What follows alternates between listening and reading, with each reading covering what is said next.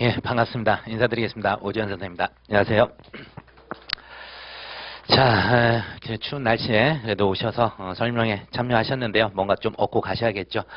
일단 저희들 이제 사법시험이 사실상 이제 사라져버려가지고 제일 걱정인 게요. 여러분 기본적으로 작년, 재작년에 이제 우리가 1차 진행했었을 때 특히 이제 헌민형 얘기하는 겁니다. 대부분 수강생이 별로 없으셨어요. 없었고 이제 우리가 거의 어떻게 하다 보니 1차 이제 후반부 문제풀이부터 좀 수험생들이 많았고 그다음에 특히 이제 2차에서 저희가 항상 제일 괴로웠던 게 얼마 많이 안 올 줄 알았어요. 그래서 직접 강사 채점한다 그랬었는데 김지영 선생님이나 우리 선생님들 제일 힘들었던 게 그거였어요. 대충 해서 저희가 좀 안 냈으면 싶은데 다 내. 그래서 그 채점하느라고 하루 종일 보내고 그랬던 기억이 납니다. 그래서 올해는 더 들까봐 그게 좀 걱정인데 어쨌든 그리고 저희가 뭐 약속은 했으니까요. 그 점에 대해서는 지켜보도록 하겠습니다. 그래서 직접 대면 첨삭이 되게 중요해요. 여러분들이 이제 뭐 민사는 떠나서 제가 이제 형법만 얘기를 해드리면요. 참 여러분들이 형법은 잘 하십니다. 처음에는 되게 괴로웠을 건데 이게 외국어로 치면 독일어 공부하는 거랑 좀 비슷해요. 독일어 얼마나 힘들었으면 독일어까지 했겠습니까? 처음에 이제 저는 이제 재수하면서부터 독일을 했었는데 고등학교 때는 1어였어요. 그래서 누구보다 이걸 잘 알아요. 잘하는데 일본어는 처음에 들어갈 때 되게 편해요. 왜냐면 우리나라랑 어순도 비슷하고 그래가지고 형용사도 막 비슷해요. 그리고 또 많이 썼잖아 우리가 잘못된 거 뭐 아리바시 뭐 닭광 뭐 이런 거 해가지고 많이 했단 말이에요. 근데 아직도 제일 신기한 거는 어떻게 바켓스란 말을 썼을까에 대해서는 되게 궁금합니다. 원래 바스켓이에요. 바스켓 그걸 갖다 바켓스가 된 거야. 리아까도 이해는 돼요. 리어카잖아요. 근데 어쨌든 그런 익숙함 때문에 되게 편하게 가요. 아마도 이게 처음에 여러분 좀 민법이지 않을까 싶어요.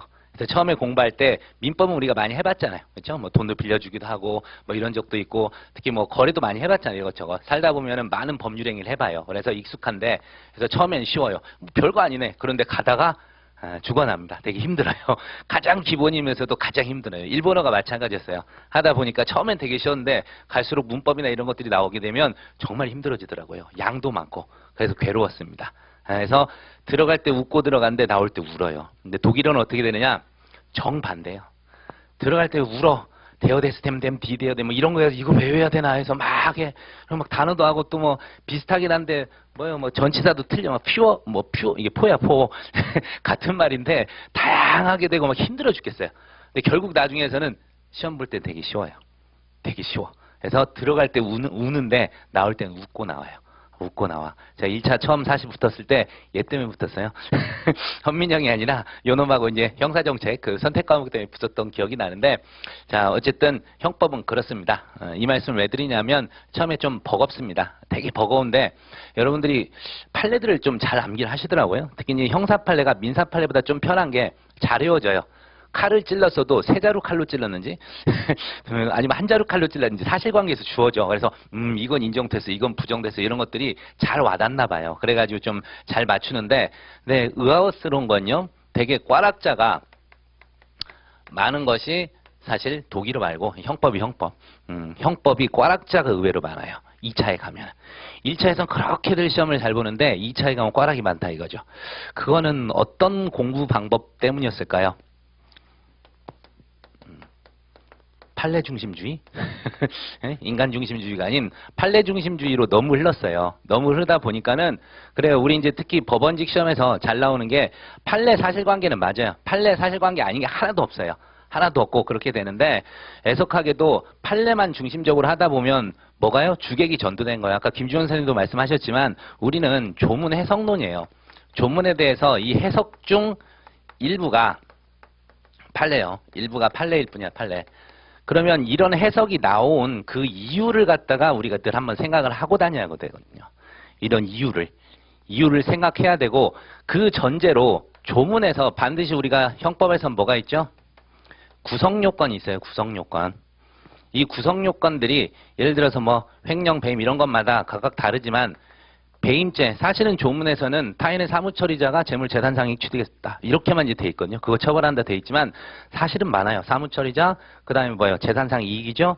배임행위, 손해발생, 그쵸?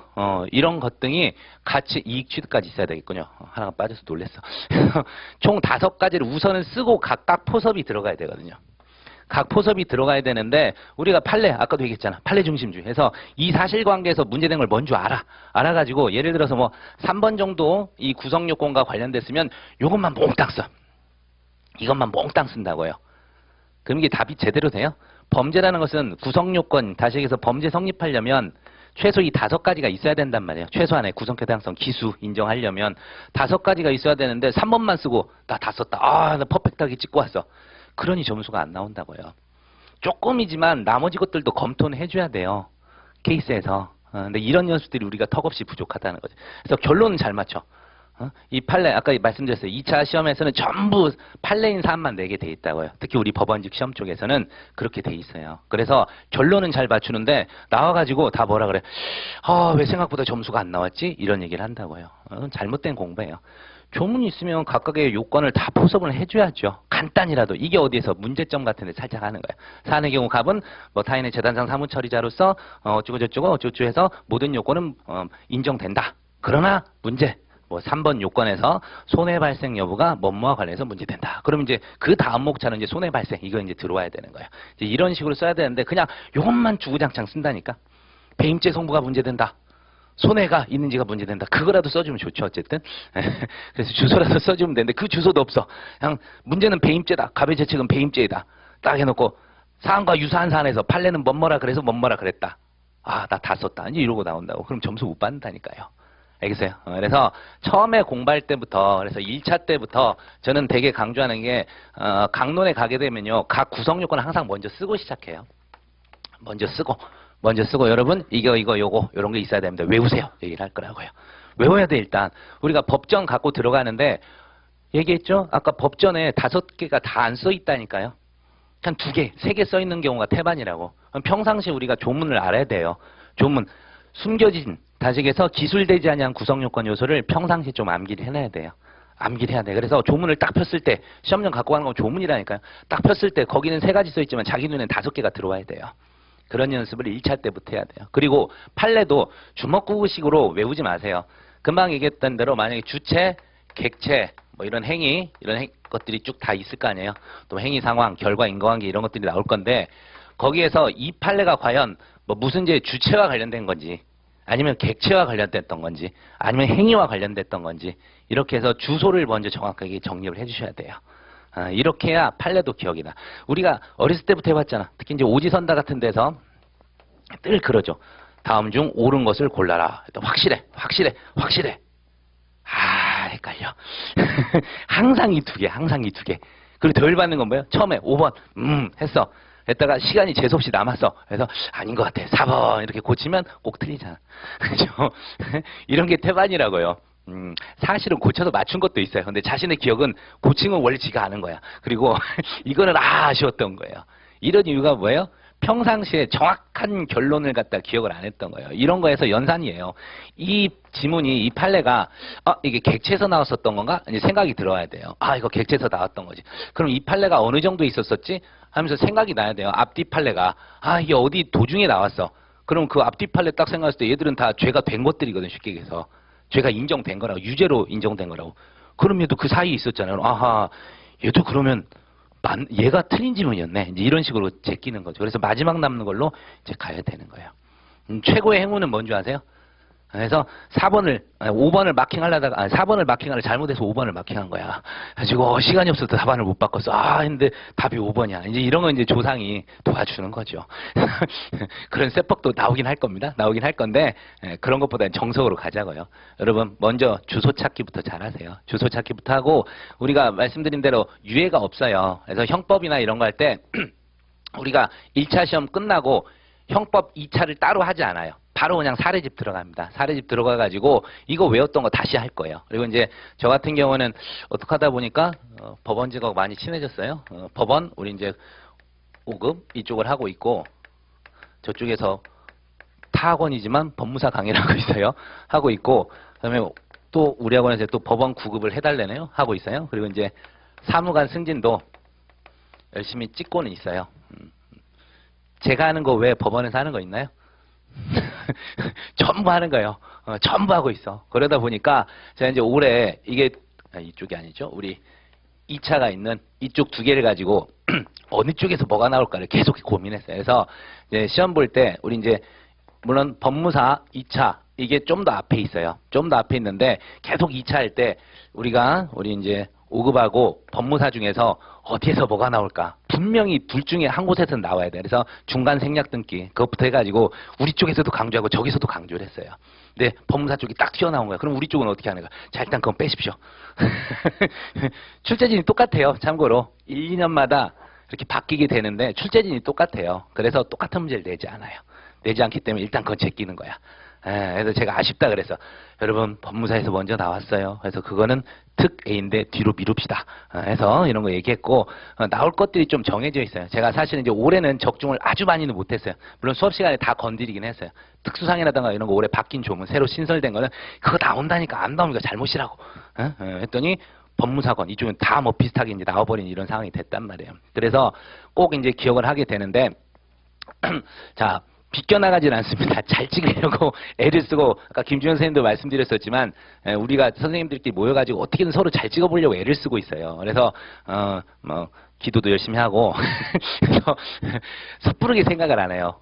작년 같은 경우는 제가 이제 50점 사례형 형법 50점을 그대로 똑같이 우연히 잘 맞춘 거죠. 하다가 이거 내면 좋을 것 같은데 강도상에 특이했던 게 있단 말이에요. 그래서 신용카드 관련한 것도 있고 그래서 그냥 문제 모의고사로 냈는데 50점이 툭 뜬 거여서 왜 내 문제를 베껴갔지? 이런 느낌 정도로 냈었어요. 그리고 형사소송이랑 이런 것도 막 찍었는데 막 다 터졌어요. 작년에 그냥 하다가 단문 일부 상소 나올 것 같아요. 그냥 촉이었어요. 나왔어요. 올해는 너무 두려운 거야. 촉이 별로 안 와. 그래서 이제 몇 가지를 연구를 하다가 마지막에서 제가 3개만 할게요. 영상 녹화물하고 탄핵하고요. 하나는 지금 생각도 안 나네. 그래서 3가지 찍었어. 영상 녹화물이 이제 떴단 말이에요. 영상 녹화물. 그런 게 25점으로 떠가지고 아쉽긴 하지만 그런 게 이제 뜨게 되는 거예요.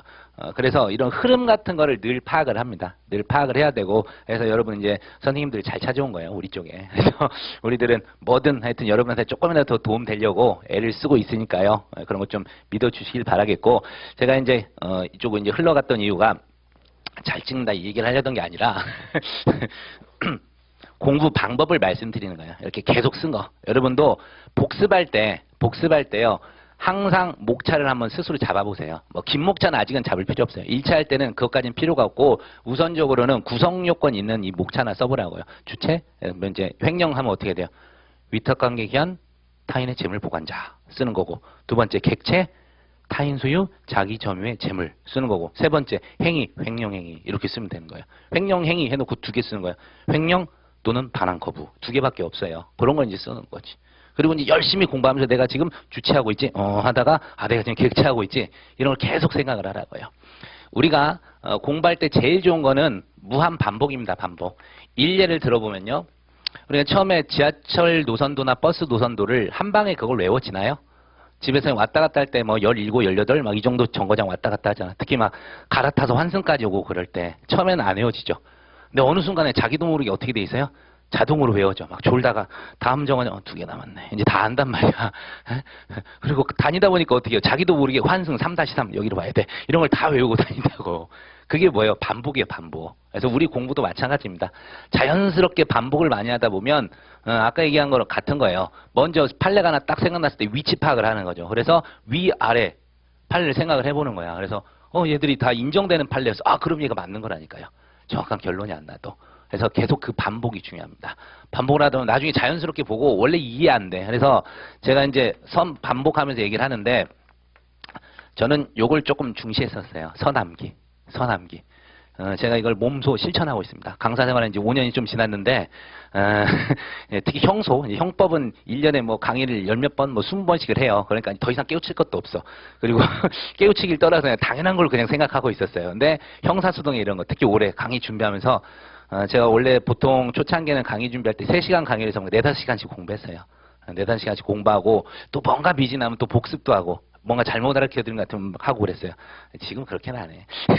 그렇게까지는 못하고 다음에 이제 여러분한테 최대한 이걸 알려드리려고 준비는 해옵니다. 준비는 해오고 저도 이제 책을 해서 오늘은 뭐 어떻게 해서 틀을 짜는 거죠. 이렇게 해서 하면 시간이 이쪽 정도 되고 진도가 안 밀리겠다. 밀리면 어쩔 수 없지. 보강하지. 이런 생각으로 이제 준비를 다 해요. 하는데 제가 강조하고 싶은 게 이거라고요. 서남기. 우선은 이렇게 가요. 뒤에 가면 깨우침이 상당히 많이 옵니다. 후 이해가 상당히 많이 해요. 그래서 제가 강의하면서 이게 많이 있었어요. 수업하다 갑자기 멈칫. 저의 깨달음이 온 거예요. 질문하고 그러면 안 돼. 그래서 잠시 몇 초가 멈춰져. 그러면 여러분, 저 선생님 오늘 또 뭔가 깨우침이 있었겠구나 하고 가만히 있으면 되는 거예요.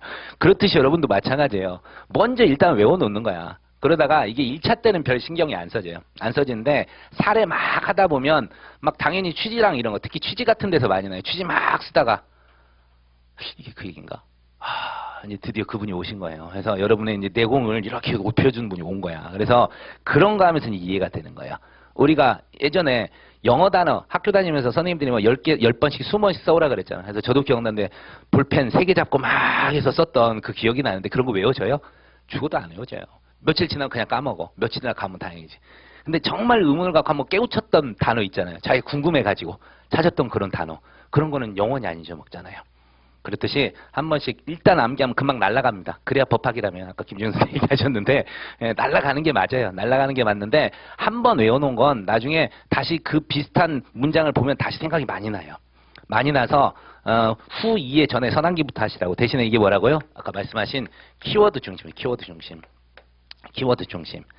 반드시 써야 될 문구가 있어요. 판례 그대로 박는 분 최고죠. 근데 그 정도 능력은 우리가 잘 안 된다고. 그렇게까지 필요는 없고 한 3줄짜리 중에서 정말 핵심 키워드 들어가야 될 것들이 있다고요.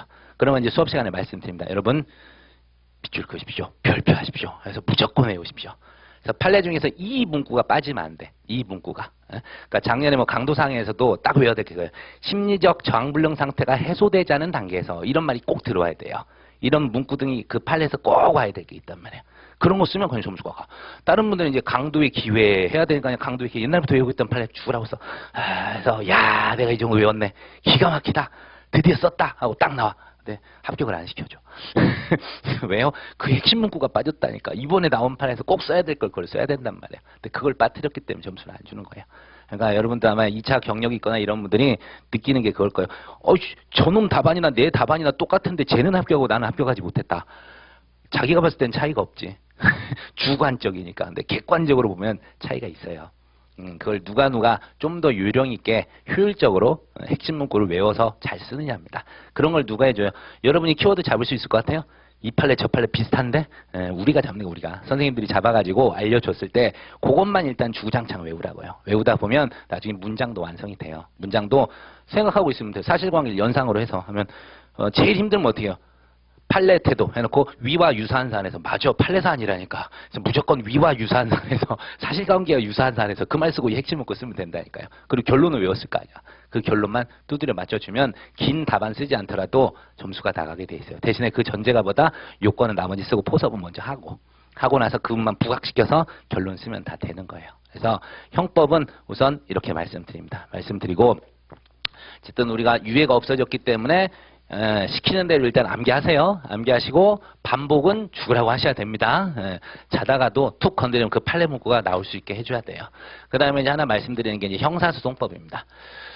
자, 말씀드렸듯이 우리 학원 특징이 2차 때 수험생이 많이 오더라. 1차는 그 이유는 있죠. 여러분들이 이제 다른 그 고등고시 사법시험이라든가 이런 거 준비를 하시다가 이제 간단 말이에요. 저도 법원행시 예전에 공부할 때 제가 사실은 10여 년 넘게 공부한 것 같은데 1차는 참 많이 붙었어요. 많이 붙었는데 법원행시를 꼭 가고 싶었어. 그래서 그 당시 접수비 10,000원이었거든요. 10,000원. 이번엔 가야지. 딱 한 번 가봤어. 꼭 그날 되고 가기가 싫어. 내가 가서 붙을 수 있을까? 붙어도, 아니야. 나 그러는 사람 아니야. 법행 부는 사람들이 희한한 사람이라고 생각했거든요.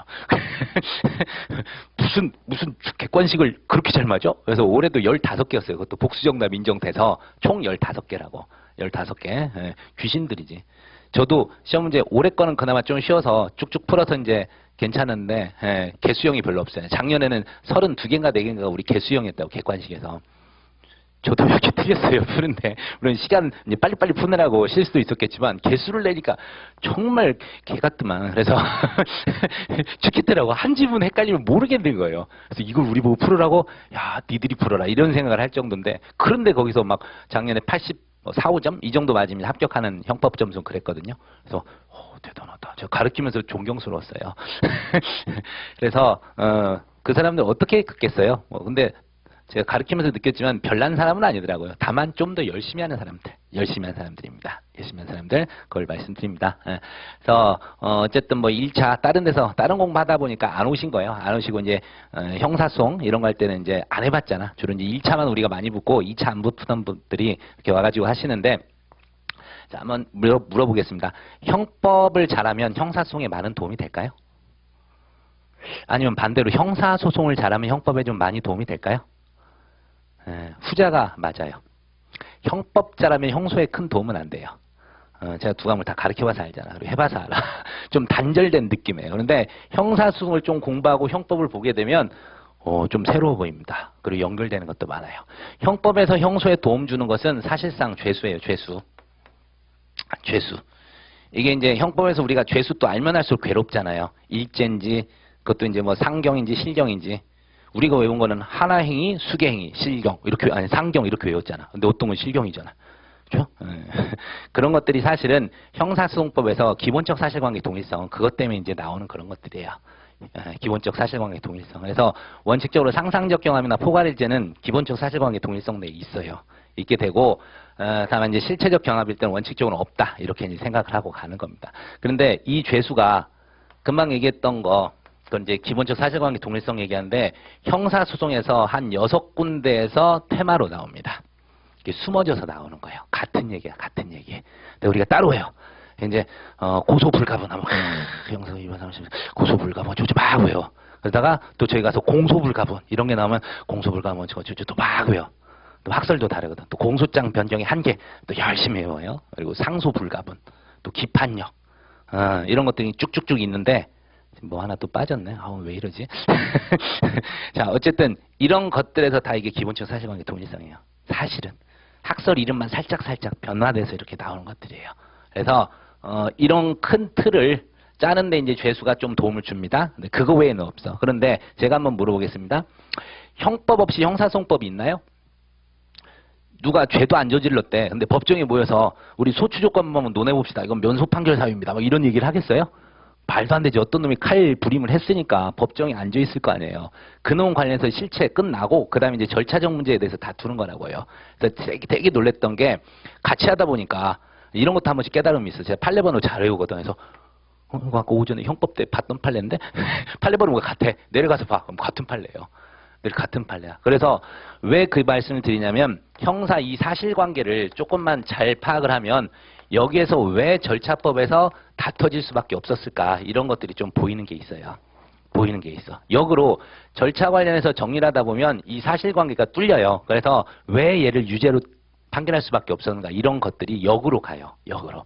그래서 지금 무슨 소리인가 모르실 거예요. 모르실 건데 하여튼 형사소송을 잘 하시면 형법에는 상당한 좀 도움이 됩니다. 그래서 우리가 있잖아요. 예전에 사법시험 같은 경우에도 1차 한번 붙어가지고 2차 공부했던 분들이 그냥 계속 1차만 했던 분보다 시험 다시 합격 확률이 되게 높아요. 시야가 커졌거든. 시야가 커지고 이게 더 보여요.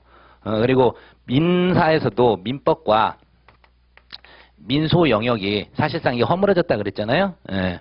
형법도 비슷합니다. 특히 우리 법원직 시험에서는 원래 형소법 영역인데 이걸 막 형법에 대요. 그런 것들이 꽤 많아요. 객관식에서도 그런 게 많이 나와요. 객관식 우리 1차 시험에서도.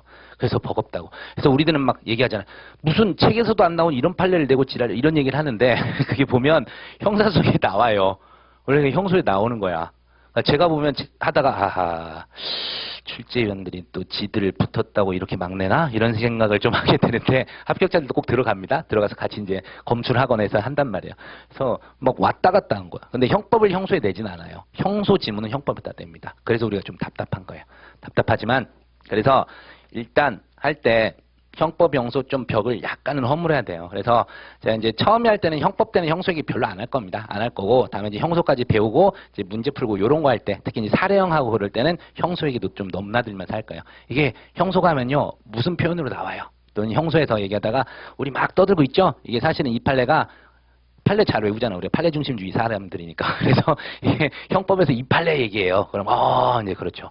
물론 이제 옆에 사람들 나는 모르는데 와 하니까 아주 와 하는 사람도 있긴 하는데 어쨌든 왔다 갔다 할 수가 있어요. 왔다 갔다 할 수 있고 그래서 잘만 하면 되게 재밌습니다. 그리고 저도 형소는 형법처럼 막 다다다다다 하지는 못해요. 다다다다 하진 못해. 그래서 좋은 점이 뭔지 아세요? 아는 게 별로 없으니까 딱 가르칠 것만 가르쳐. 질문 막 어려운 거 들으면 저도 모르면 저도 모른다 그래요. 그건 저도 모르겠습니다. 뒤에 한마디는 하죠. 제가 모르면 시험에 안 나와. 그런 걸 누가 내겠습니까? 그럼 그걸 끝내면 돼요. 그래서 되게 강의할 때 형법보다 형소 강의를 되게 좋아하더라고요. 동영상 매출도 훨씬 많아 얘가. 그래서 남의 책인데 그때 책을 쓸까 싶기도 하고 그런 와중입니다. 대단히 많아요. 왜냐하면 제가 그냥 사실 많이 알긴 알아요. 형법보다는 좀 덜 알긴 해도 많이 알아요. 아는데 가르칠 게 뻔하다니까요. 절차법은 정해진 것만 해서 그것만 알면 돼요. 잡다하게 넓히면 절대 안 되는 게 절차법이에요. 괜히 이상한데 우리 쪽이 나오지도 않는데 절차 내가지고 그걸 시험 뭐 우리 공부를 열심히 해서 막 그랬더니 오늘 드디어 뭔가 공부를 한 것 같죠? 그래서 야 내가 또 시야가 이렇게 넓어졌구나 이런다고요. 근데 합격하는 데는 요만큼만 있어도 되거든. 이런 거 공부하면 몇 년 하려고. 나중에 선생님 하시려면 이제 강사하려면 이렇게 넓히세요. 근데 시험하고는 전혀 상관없다고요. 시험하고는 상관없어서 형소할 때는 제가 좀 컴팩트하게 횟수도 짧고 그래서 그것만 딱 하면 됩니다. 그리고 문구도 우리 시험의 특징이 법원직 관련해서 시험의 특징이 판례 문구 열심히 잘 써주시면 돼요. 물론 이제 학설 끝내라는 건가? 자 학설 학설도 써주면 배점은 당연히 있긴 있습니다. 근데 학설 주저리 몽땅 쓰는 것보다 판례 확실하게 핵심 문구 쓰는 게 점수가 더 나와요. 그래서 우리는 양으로 승부를 할 필요는 없을 것 같아요. 양으로는 승부할 필요 없고 판례 이거는 무조건 써야 되지만 학설은 그냥 그렇게 강조는 하지 않습니다. 뭐 올해 같은 경우에도 계속 그거 2차 분들이 원자행 뭐 논점이었다 어쨌다 하는데 몰라요 저도. 근데 저는 우리 시험의 특징상 원자행을 안 냈어요. 논점 아니라고 봐요. 그게 우리 시험의 특징이라니까. 우리 시험 특징에서는 이론적 순수 이론적 문제가 없어요. 당장 작년에도 우리 올해지 객관식 시험에서요. 이론 문제 하나도 없었어요. 순수 판례 35개, 순수 조문 2개, 그리고 판례하고 조문 3개 조합한 거. 그거였어요. 그리고 판례 2차 시험에서 나왔던 것들도 전부 다 뭐였냐면 그냥 일반 판례들이에요. 그래서 강론에 있는 이 구성 요건 요거 열심히 파악하고 죄수 열심히 쓰면 끝나는 거였어요.